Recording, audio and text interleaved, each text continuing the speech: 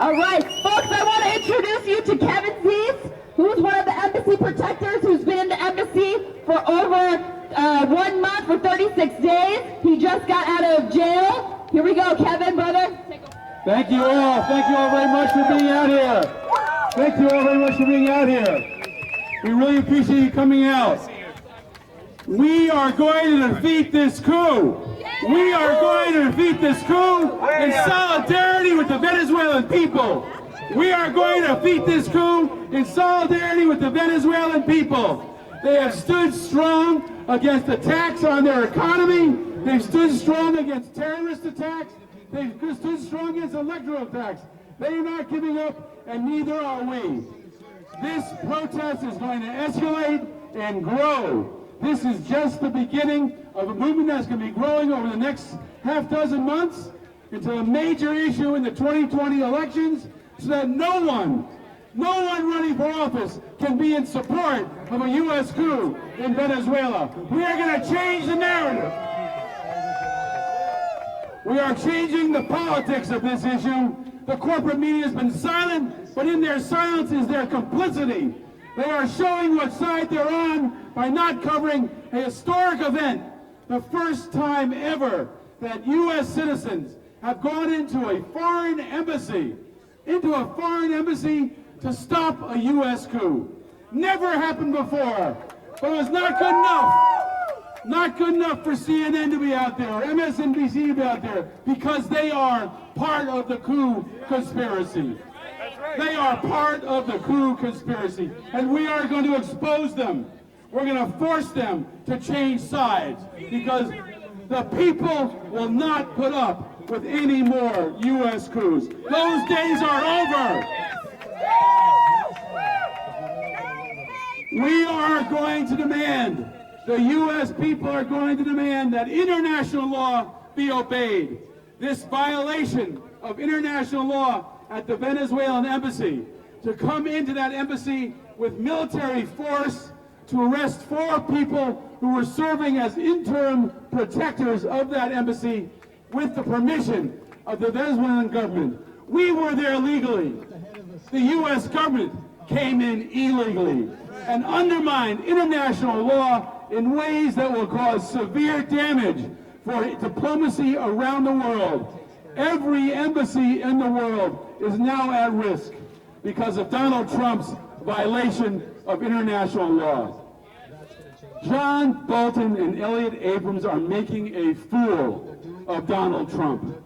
They are making a fool, claiming that the Venezuelan people want a new government when they don't. Claiming the Venezuelan military will side with a fake government when they won't. The people of Venezuela are deeply political. They have deep understanding of U.S. imperialism, and they will not be put under U.S. domination again. So you're all here part of the beginning of what's going to become a national movement. Stay tuned, stay involved, stay active, and power to the people! Power to the people! This is Violet Flowers. I want to say thank you. I want to say thank you to all of you, because your presence inside and outside the embassy was so key to our being able to stay in there for 37 days. Every day we looked outside and we saw you out there, we chanted and we sang with you, and it gave us strength to continue the fight on the inside. We had a sign that said, Amor y Resistencia, and it's true, love and resistance. We were filling the embassy inside and outside with love and resistance against the fascist haters that were outside. And we heard a lot of conversations by the police and the pro-coup people while we were inside. And one thing that was really interesting is one night during shift change, one of the police officers was briefing the next police officer, and he said, the people around the building are basically the U.S. government. That's what he said. And he said the people across the street are anti-war protesters. So they even admitted that they were trying to force us out of the embassy, but because of your love and resistance, we were able to stay until the U.S. literally, with a military-style force and a battering ram, invaded the Venezuelan embassy. So May 17th, 2019 is a day that we will remember that the United States law enforcement officials invaded a foreign embassy, violating the Vienna Convention of 1961 and shredding it and making it no longer a place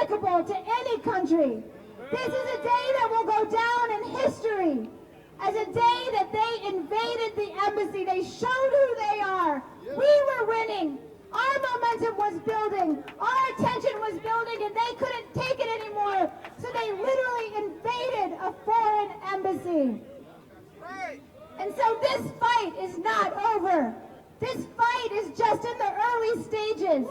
We will stop this coup. We will stop a military invasion of Venezuela. We will stand with the people of Venezuela in love and resistance to stop U.S. imperialism. Love and resistance! Love and resistance! Love and resistance! Love and resistance! Love and resistance! Love and resistance! Love and resistance! I'm Adrienne Pine. Hi, everybody. Thank you so much for being here. Just briefly, we know what the United States is doing because we have seen this happen over the past century in the dozens of coups that the United States has orchestrated in Latin America and around the world. Most recently, over the past decade, in Honduras in 2009, in Paraguay a couple years later, and then very recently in Brazil against Dilma Rousseff, the electoral coup. And the result of all of these coups have been fascism, neoliberal fascism. Right. And what we see now is that between the violent regime in Honduras that is sending people fleeing for their lives and the current great migration to the United States, despite knowing that what is awaiting them is concentration camps and family separation, and what we see in Brazil with Bolsonaro threatening the entire planet by devastating the Amazon forest, that is what is waiting in Venezuela if the United States government succeeds, and we will not let them succeed this time. This is where it ends. So thank you for being with me for this struggle. We're all in it together. Hello, my name is David Paul, also part of the collective, and they said everything that needs to be said. I would just say it was obvious that the fascist-minded opposition in complicity with the police around the building threatening Venezuelan territory here in D.C. is the same thing that's happened. They're trying to do with the entire country of Venezuela, with the U.S. government and the fascist right-wing elites in Venezuela. It just gave us a little taste of what they're up against. And because we came together and made this issue visible, and we have a momentum that we can continue to, I have confidence we can keep that up here. And the Venezuelan people are going through a lot more. We have to keep that in mind and in solidarity with them. There are so many people who are working on so many issues around not just Latin America, but all around the world. And it all comes down to fighting U.S. imperialism and attempts at intervention. We have to join with them, use the momentum we have with this movement, and grow for a total anti-war, non-intervention movement. And it's so important. I think we can do it. And long live Venezuela. All right.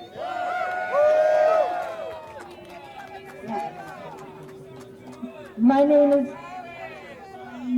Long live Venezuela. Long live Venezuela. Long live the anti-imperialist struggle.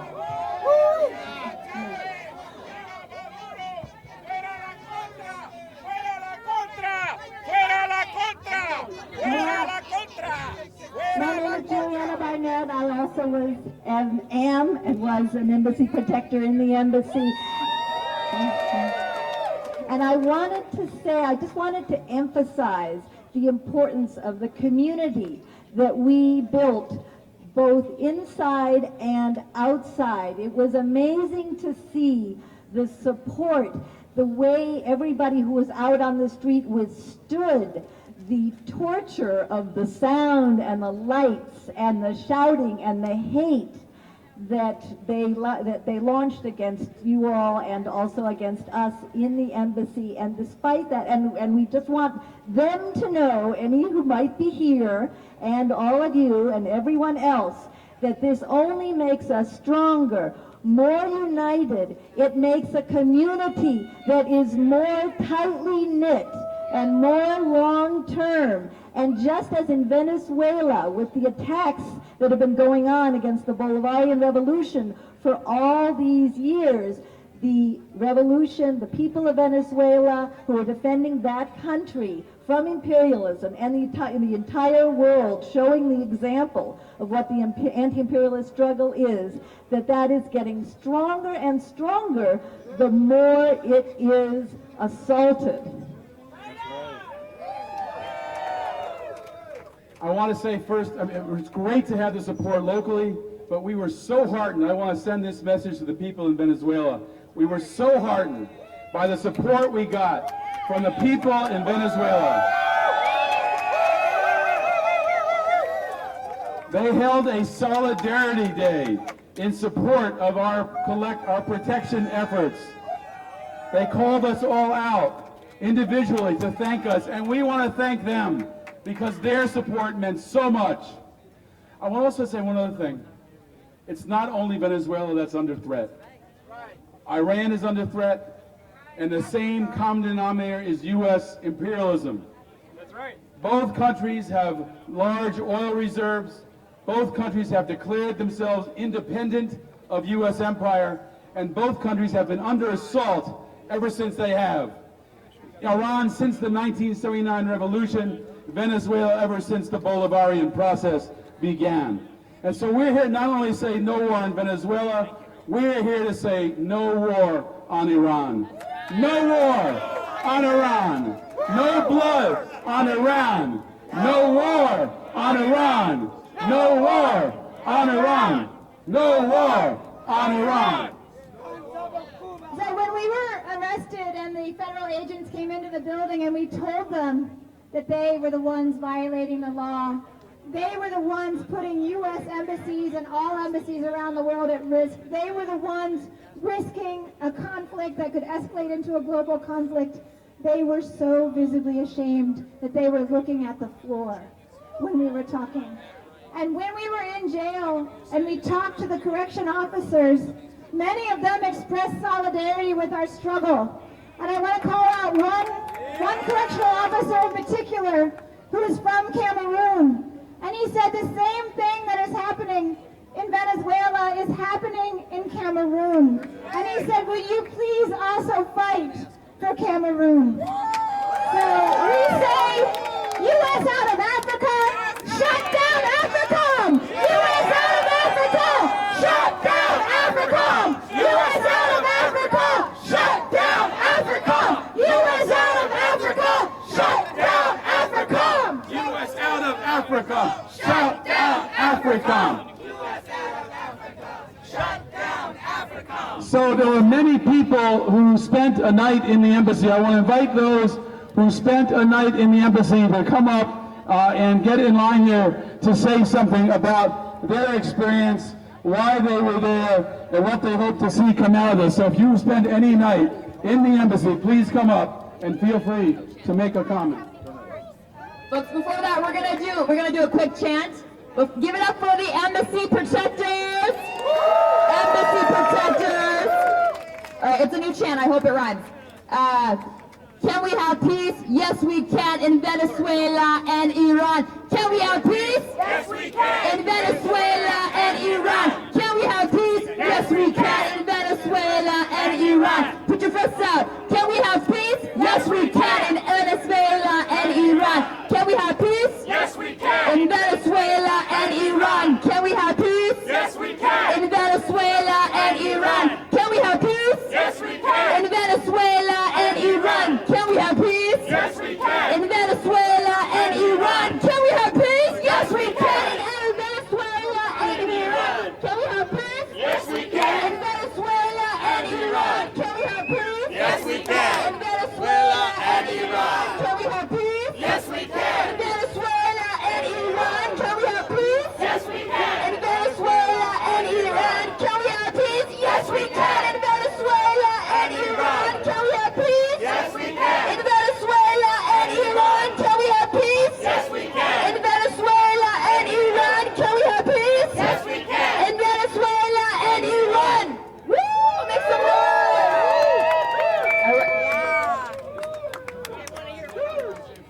All right, we're going to bring up the Black Alliance for Peace. They've been out here with us every single day. Make some noise. Hello everyone, good afternoon my comrades and friends. My name is Asantwa Nkrumah Toure. I'm a dues paying member. I want to emphasize, I pay my dues, but I'm in an organization, and that organization is Black Alliance for Peace. I don't want to be too long because I know it's kind of hot. We've been out here all day, but I do want to say thank you to all the organizations that made this possible. Thank you to Answer Coalition, Code Pink, Popular Resistance, and all the organizations that made this possible. Veterans for Peace, the veteran who was injured by the police. I had a hard time doing my work at my job because I saw the video when he was roughed up and thrown to the ground, and it brought tears to my eyes. But lastly, I just want to say, if we're going to build an anti-war movement, everyone has a place in it. Everyone has a place in this movement. Everyone. Whether you're a child or an elder, everyone has a place in this movement. We must be organized. We must say no war on Venezuela, no war on Iran. We must say take the police out of our schools. That's right. Take the police out of our neighborhoods. That's right. We say no police training in Zionist Israel. That's right. We also say that if we want peace, we have to be willing to fight for it. We say no, no, and hell no to AFRICOM. We don't want any U.S. military bases in the continent of Africa. That's right. So again, they want to end again in a chant. Hands off Venezuela, hands off Iran. Hands off Venezuela, hands off Iran. Hands off Venezuela, hands off Iran. Hands off Venezuela, hands off Iran. Thank you. Good afternoon, sisters and brothers. My name is Nefa Freeman. I'm in an organization. My organization is Pan-African Community Action. We're a member organization of Black Alliance for Peace. So we know that we gotta build locally, we gotta fight and struggle locally, but we also know we gotta connect nationally and internationally, which is why the Black Alliance for Peace and Pan-African Communities Action's principles of unity and struggle and mission are aligned. We know, particularly people of African descent, the fight in Venezuela is our fight. That's right. We know that if they go and invade in Venezuela and they take over and they put in the government they want, the people disproportionately affected by that are going to be black and brown people. That's right. The same people who are disproportionately affected by gentrification in our communities, police brutality and police murder with impunity. The police enforce gentrification. Just like the military enforces coups d'etats and U.S. command centers around the globe. The United States has a program called 1033, which allows the transfer of military equipment to local police departments. We got to see 1033 program and the militarization of the police as counterparts to AFRICOM. We have to make a movement to make it inseparably bound up with our struggle against police brutality and occupation in our communities, with the struggle against U.S. militarism around the world. No U.S. foreign bases anywhere, end imperialism and capitalism, victory is certain. Thank you. Say it with me. Venezuela is not the enemy. War is not the answer. Venezuela is not the enemy. War is not the answer. Venezuela is not the enemy. War is not the answer. Venezuela is not the enemy. War is not the answer. Venezuela is not the enemy. War is not the answer. Venezuela is not the enemy. War is not the answer. Iran is not the enemy. War is not the answer. Iran is not the enemy. War is not the answer. Iran is not the enemy. War is not the answer. Iran is not the enemy. War is not the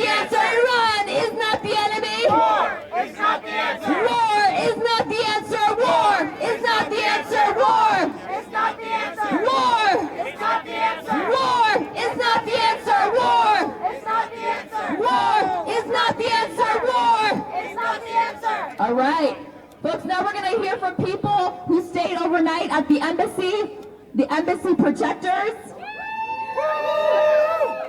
Hi everyone, my name is Maliki. I had the privilege of being a guest of the Venezuelan people at their embassy here in Washington, D.C. I stayed one night as I was able, and it was a wonderful experience to see the building community inside.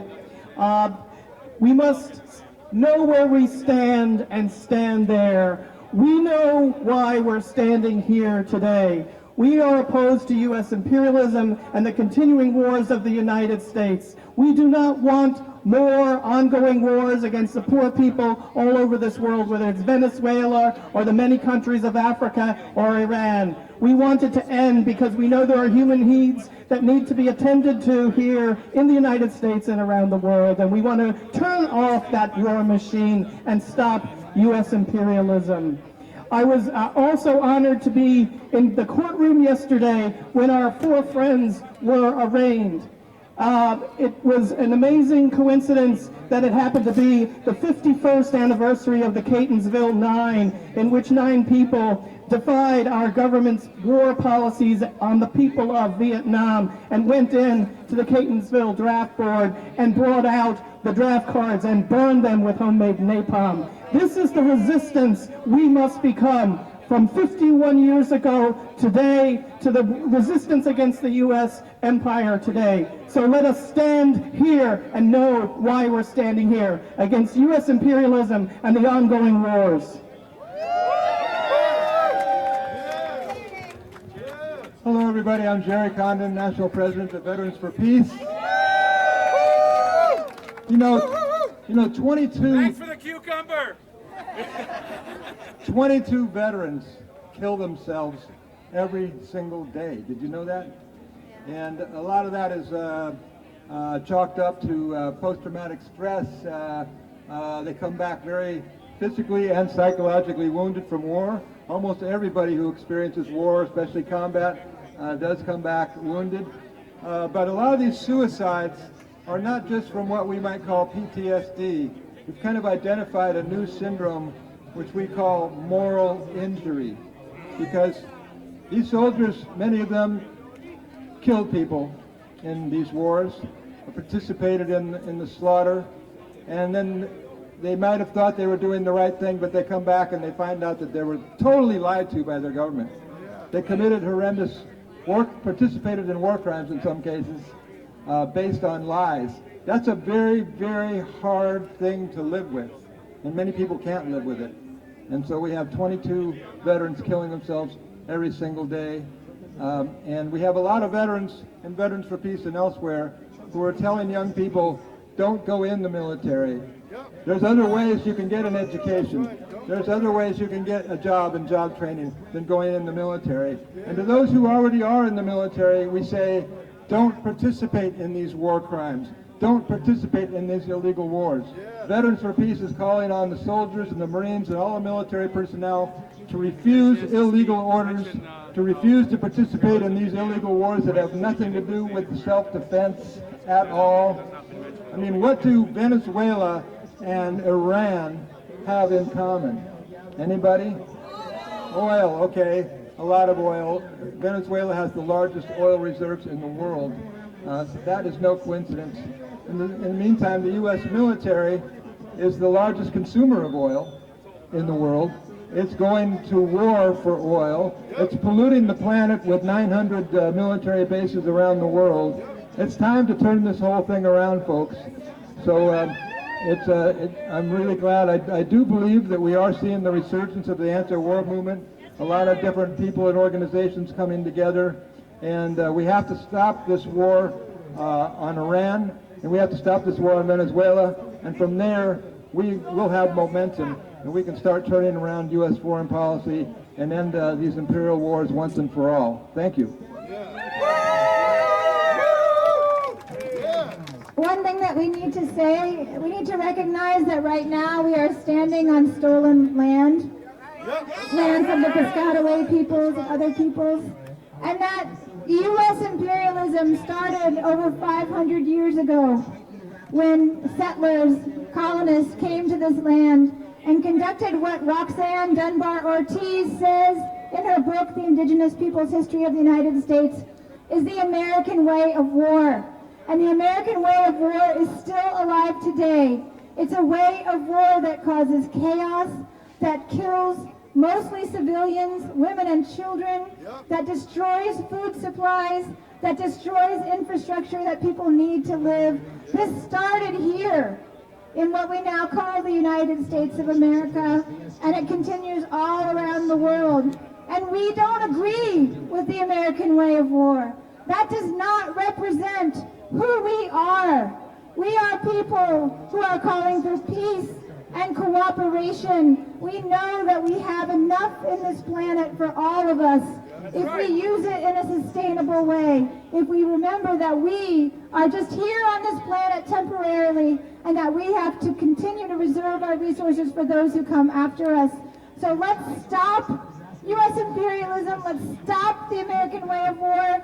Let's protest the American genocide that happened 500 years ago, that became a model for all the genocide around the world.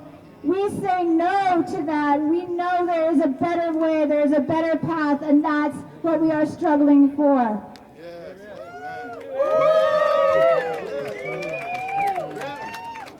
Hi, my name is Janice, and I was in the embassy for about a week and tried to do some good cooking for our Embassy Protective Collective.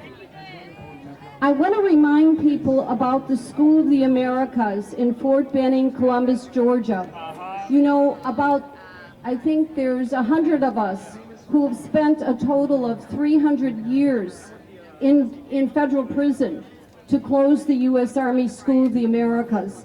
You know, when I was in the Venezuelan embassy, there was a couple, a man and a woman, husband and wife, from Bolivia, and they were talking about the continued assassinations, the killings of, that was you, of people in Latin America, in Central America, in Honduras, in Guatemala. We know the 4 church women who were raped and murdered in Salvador. We know about Rutilio Grande, who taught Oscar Romero, Archbishop of Salvador, what this whole problem was about. And we know that Pope Francis has recently canonized as a saint Oscar Romero. That's saying a lot. That's saying that we hear and understand the struggles of the people. So we will be back at Fort Benning in Columbus, Georgia this November again. We've been at Nogales on the border for the past 3 years, and we invite you to join us to shut down this school that trains military officers from Central American countries, from all of Latin America, to kill, to do horrible things, torture our sisters and brothers in Latin America. Chávez vive! Chávez vive! Chávez vive! Chávez vive! Chávez vive! Chávez vive! Compañeros, esto es historia. Los movimientos sociales de Estados Unidos ahora caminan de la mano con Latinoamérica. Gracias por todo ese movimiento, esa solidaridad con nuestra hermana República de Venezuela. Bolivia siempre está presente y estará en el futuro acá en Estados Unidos luchando junto a los movimientos sociales. Estas agresiones han tenido mucho que ver rompiendo las normas internacionales que han continuado en una fractura social en todos los movimientos. Pero Venezuela no ha querido continuar, romper las leyes internacionales, queriendo acceder a un compromiso indiferente, pero ahora dijo, Nicolás Maduro dijo, de que no seguirá los pasos del sistema imperialista rompiendo las leyes internacionales, sino que se solidariza con los movimientos sociales a la cabeza de Codepin, que hoy tuvo una grandeza para defender la embajada, donde se sintieron como en su casa. ¡Viva los movimientos sociales de Estados Unidos! ¡Que viva! ¡Viva Venezuela! ¡Que viva! introduce Sasha Murphy, my sister from New York. They just got here. She's with the Answer Coalition. All right. All right, hello, brothers and sisters. I just want to thank everyone for coming out today. It's really a beautiful day to be out here protesting for human rights, protesting for a nation's sovereignty, but ultimately protesting against U.S. imperialism. Because the reality is, for the United States government to say that they want to intervene in Venezuela for human rights is nothing more than a bold-faced lie. It's nothing more than a bold-faced lie, because this government has never done anything for the democratic rights of the people here in this very country, and they've never done anything for the democratic rights of any of the countries they've historically taken and have historically and militarily tried to take by force. It is our responsibility here in the heart of U.S. imperialism to fight against that narrative. It is our responsibility here in front of the White House to say to Trump that we will continue to fight for the embassy protesters, and to say that we know what you're doing and the whole world is watching you. We know that you're illegally evicting these people, even though they were invited by the truly democratic elected president of Venezuela to stay in this embassy and to defend it. And we in no way plan to roll over. We are here today to fight. We will be here tomorrow to fight. And we will continue to build this anti-war movement, because it is not just about a few people today. It's about building a larger movement for tomorrow. It is for the people of Venezuela we're here building this movement. And it is for the rights of our people, and it is ultimately for against imperialism.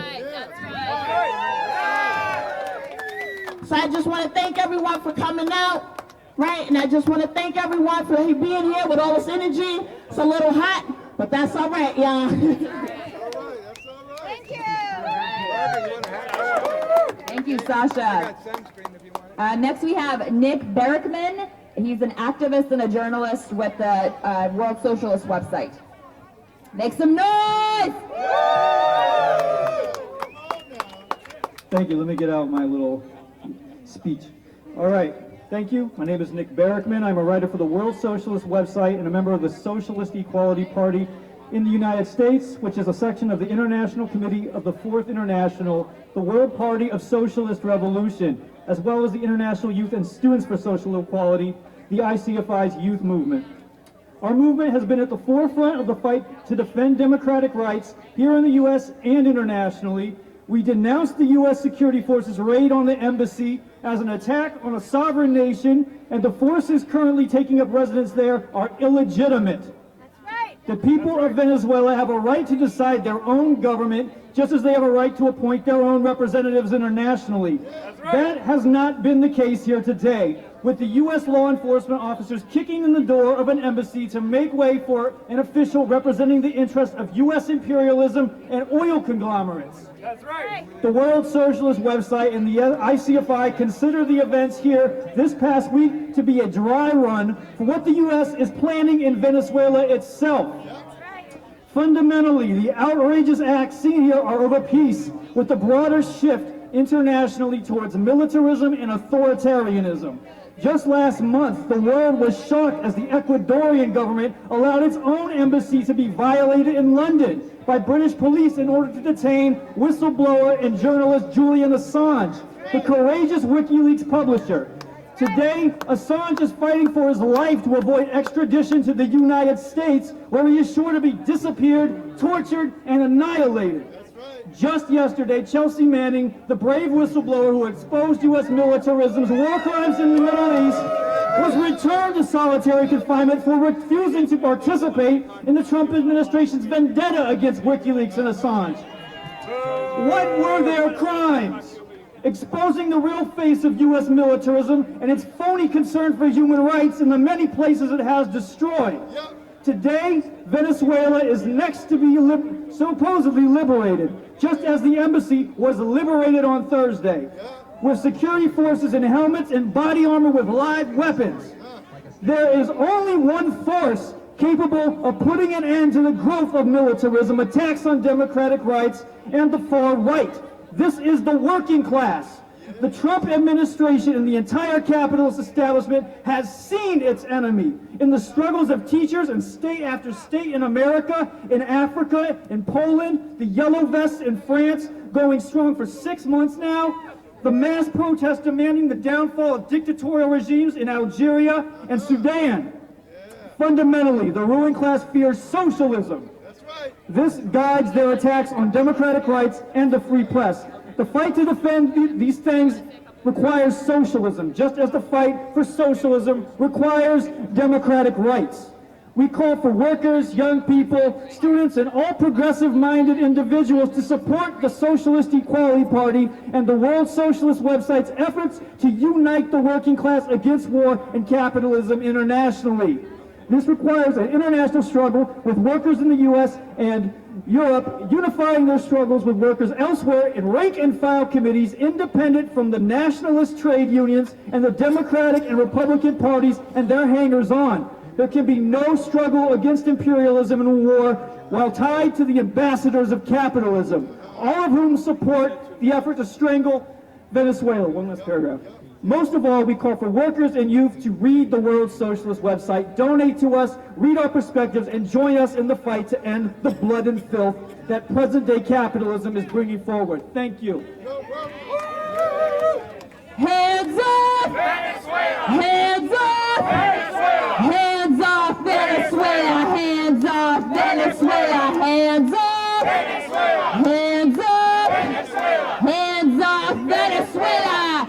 All right, folks, I want to introduce you to an incredible journalist, an embassy protector. Her name is Anya Parampo with the Gray Zone, and she's been in the embassy, a key protector in the exposing the truth on Venezuela. Here we go. Thank you. And thanks to you to everyone who came out today and who rallied outside of the embassy for all of those days we were inside. It was a true honor for me to be able to document what was going on and capture this really historic moment when the United States did cross a new red line in its violation of international law. We wanted to believe maybe they wouldn't this time around, but we know how that always plays out. So yeah, it was great to see Margaret, Kevin, David, and Adrian. They were so inspiring with their decision to stay up there until the end. And I just wanted to remark about the way we should view what happened with Venezuela's embassy as a microcosm for the war the United States is waging on Venezuela. There are 4 fronts in that war. There's the diplomatic war, which we've seen waged at the UN, when Mike Pence looked at Venezuela's UN ambassador and told him that you can't be here, you should go home, as though he had the authority to do that. In the illegal removal of Venezuela from the OAS, the Organization for American States, in violation of that charter, even though Venezuela was already leaving. So it was strange timing. And there's an economic war, which we know through sanctions, according to the Center for Economic and Policy Research, has killed 40,000 Venezuelans in 2 years. There's the hot war, which we know they would like to get started on the border with Colombia with the funding of paramilitaries, and we wonder where some of those weapons that the defectors used to try and take over the Venezuelan government a few weeks ago, where did those weapons come from? They likely came from right here. And there's a media war, which we know, as Kevin said so clearly, the mainstream U.S. media is complicit in its support for the coup. It's part of the apparatus which is waging war on the Venezuelan people. So the United States likes to deny that its sanctions policy, usually likes to deny that its sanction policy is killing Venezuela, that they're starving Venezuela. They like to deny that they've maybe perhaps attacked the electrical grid and caused those power outages. But what did they do when they couldn't get their intended result with the Embassy Protection Collective? When they couldn't get them to leave the building, what did they immediately turn to? Trying to starve the people inside and cutting off their electricity. What is it? And their water. So what does that tell you about the tactics the U.S. government uses in order to get what it wants? In Venezuela, it wants the people to rise up and overthrow the government. The last thing I'll say is also look at the behavior of these shadow puppet coup officials, as I like to call them. For example, Carlos Vecchio, Juan Guaido's so-called ambassador to Washington. I just published on my Twitter account the letter he wrote to the U.S. government requesting their support and requesting the illegal entry of the Venezuelan embassy to arrest Margaret, Kevin, David, and Adrian. And in that letter, he's begging the U.S. to enter the building and violate Venezuela's territory, sovereignty, I should say. And he actually says we will waive the inviolability of the embassy because of the embassy grounds, because we know, according to Article 22 of the Vienna Convention, no officials from the United States were allowed to enter that building. So he waives the inviolability, even though he had no authority to do so. And then, most remarkably, he says we will also waive consequences for any damage or injury that is caused to the property of the embassy by U.S. officials while they are conducting this illegal raid. So he's begging U.S. officials to come and get him into power, and also stating on the record that he does not care about that building. He does not care about preserving its integrity. That is exactly how the opposition sees their own country. They want U.S. officials to put them on a tank and roll them into Miraflores Palace so they can have power. They don't care who dies. They don't care what international law is broken as they try and take power, and they don't care about preserving the integrity and sovereignty of their own people. And that was so clear with Carlos Vecchio's letter. So we should just make sure that everyone understands the only thing these people care about is taking power, and the only people they're taking power on behalf of are the people in this building and in this town, not the people of Venezuela. Thank you. Sisters and brothers, we want to wrap up because people are starting to leave and some people have come long distances. Again, just to reiterate, Cheryl came up and said, why aren't we talking about Cuba? We want to talk about Cuba because we want the blockade against Cuba to end. It's a form of war against the Cuban people.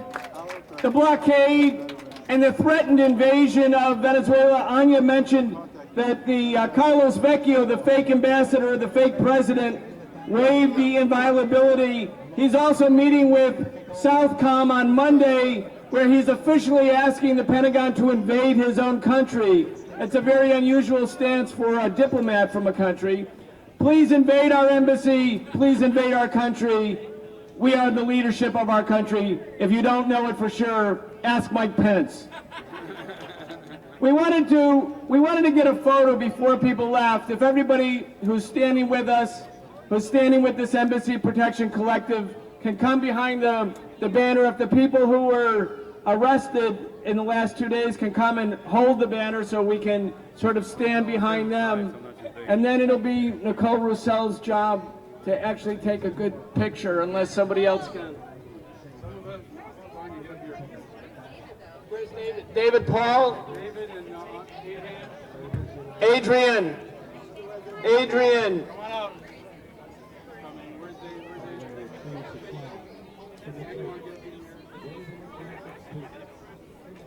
Yeah. You want to like straighten out here? Yeah, just straighten out. Direct us. Yeah. Let's move back a little bit so we can straighten out the banner. Can I go? Bring the banner out. This side, back. Move back a little bit. Straighten it out. Back up. Okay, that's good. We're going to need to move back so we can straighten out. Yeah, or this side can come forward. If you want to be in the picture, come on this You side. need to be straight like this, like how the parallel to the White House. From this side, come in this side. So Vanessa, come forward. There you go. Stay. We did it. Stay.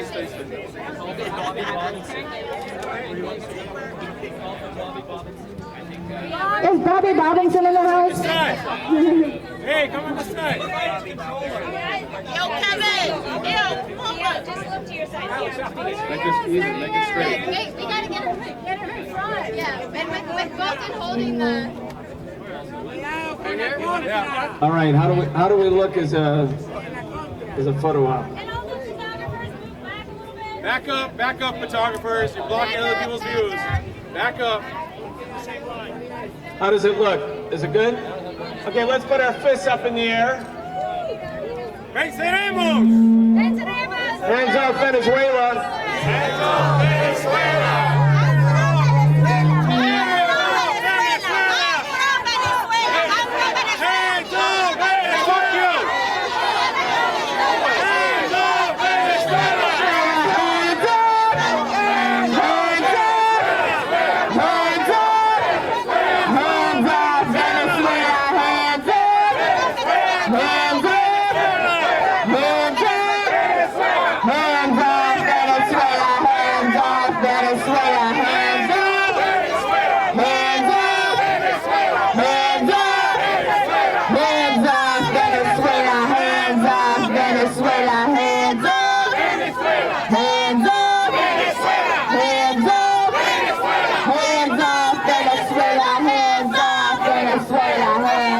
off Venezuela. Hands off Venezuela! Hands off Venezuela! Hands off Venezuela! Hands off Venezuela! Hands off Venezuela. Hands off Venezuela! Hands off Venezuela! Hands off Venezuela! Hands off Venezuela! Hands off We say hands off Venezuela. Hands off Venezuela. Hands off Venezuela! Hands off Venezuela! Hands off Venezuela! Hands off Venezuela! Hands off Venezuela. Hands off Venezuela. Hands off Venezuela. Hands off Venezuela! Hands off Venezuela! Hands off Venezuela! Hands off Say it. Hands off Venezuela. Hands off Venezuela! Hands off Venezuela! Let's keep fighting, everybody. We're going to keep fighting, keep organizing, keep mobilizing. Thank you. This struggle is not over.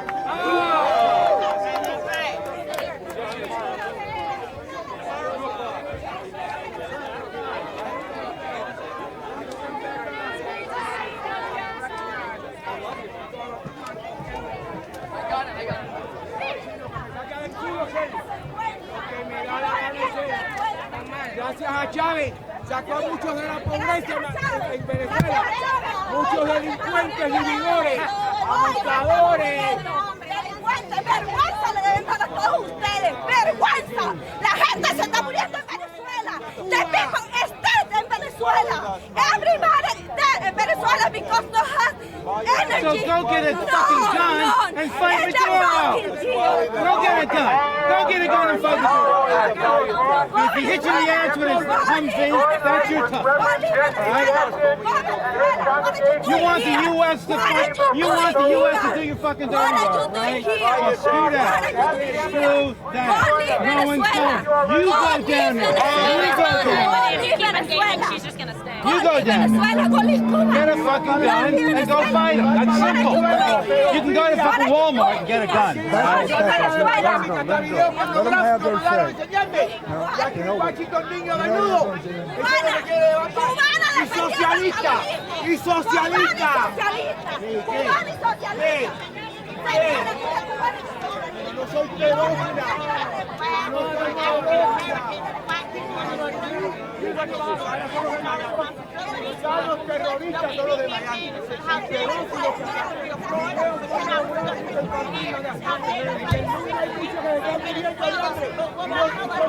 Son democracia. Hay muchos con hambre.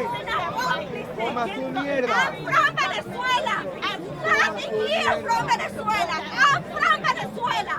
You're from Venezuela. Hay muchos que se están muriendo de hambre también.